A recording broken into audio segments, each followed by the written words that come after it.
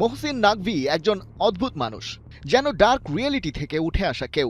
পাকিস্তানের মতো একটা অনিশ্চয়তায় ভরা রাজনীতির মাঠে তিনি পাকা খেলোয়াড়, ক্রিকেট প্রশাসন থেকে স্বরাষ্ট্রমন্ত্রী, তবুও ছাড়েননি ক্রিকেটের পদ।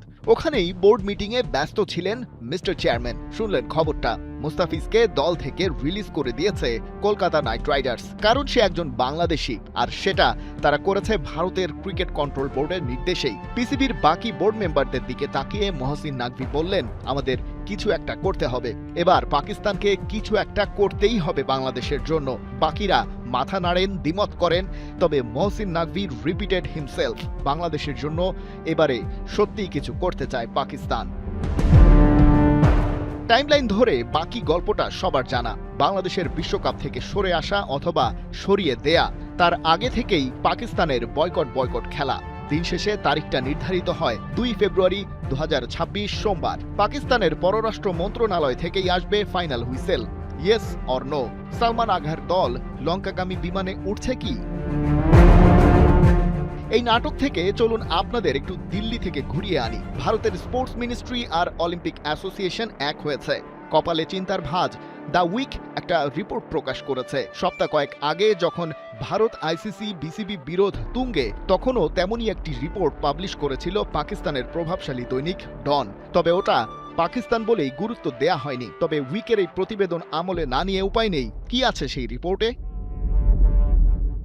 ভারত বিড করতে যাচ্ছে 2036 সামার অলিম্পিক্স আয়োজনের জন্য। যৌথভাবে সামান্য একটা টি-20 বিশ্বকাপ আয়োজন করতে গিয়ে তাদের যেমন লেজে গোবরে অবস্থা, সারা দুনিয়ার অ্যাথলিটদের নিয়ে অলিম্পিক্স কিভাবে করবে তারা? বাংলাদেশ নিরাপত্তা ইস্যু নিয়ে প্রশ্ন তুলে বিশ্বকাপ থেকে সরেই গেছে। সিকিউরিটি কনসার্নের বার্তা তো আছেই, সেই সাথে বাংলাদেশকে বিদায় করে দেওয়া হয়েছে।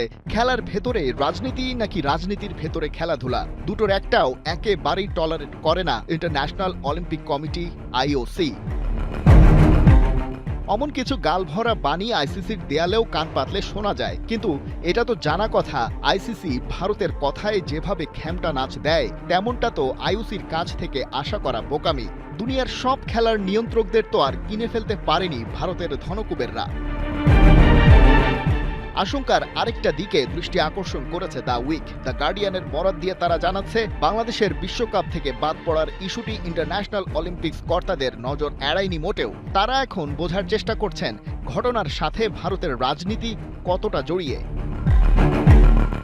সাউথ এশিয়ার পাওয়ার পলিটিক্সে ভালোভাবেই তো খেলাধুলা জড়িয়ে গেছে, আর সেই আগুনটা বয়কট করে আরও তাতিয়ে দিচ্ছে পাকিস্তান, যাতে ওই আগুন দেখা যায় ইন্টারন্যাশনাল অলিম্পিক্সের হেডকোয়ার্টার সুইজারল্যান্ড থেকে। ডার্ক রিয়েলিটির চরিত্র মোহসিন নাকভির রাজনৈতিক খেলার গভীরতা এবার টের পাচ্ছেন ভারতের হর্তাকর্তা বিধাতারা। আইসিসির চেয়ারম্যানের চেয়ারে বসে থাকা ওই যুবক জয় সাজে ভারতের কট্টরপন্থী রাজনীতিবিদ অমিত শাহের ছেলে, সেটাও কারো অজানা নয়। আইসিসি ভারতীয় ক্রিকেট কন্ট্রোল বোর্ডের দুবাই অফিস আসলেই হয়ে উঠল কিনা অলিম্পিক্সের জন্য, সেটাও ম্যাটার করে না। সামার অলিম্পিক্স বা the greatest show on earth আয়োজনের ক্ষেত্রে ম্যাটার করবে তোমার দেশের খেলাধুলা রাজনৈতিক প্রভাব বলয় মুক্ত কিনা। ভারতের ক্ষেত্রে তো দুটো ব্যাপার খিচুড়ি পেকে আছে, আর পাকিস্তানের বয়কট সেই খিচুড়ির ভেতরে দিচ্ছে ডালঘুটা। খালিদ জামিল, ৭১।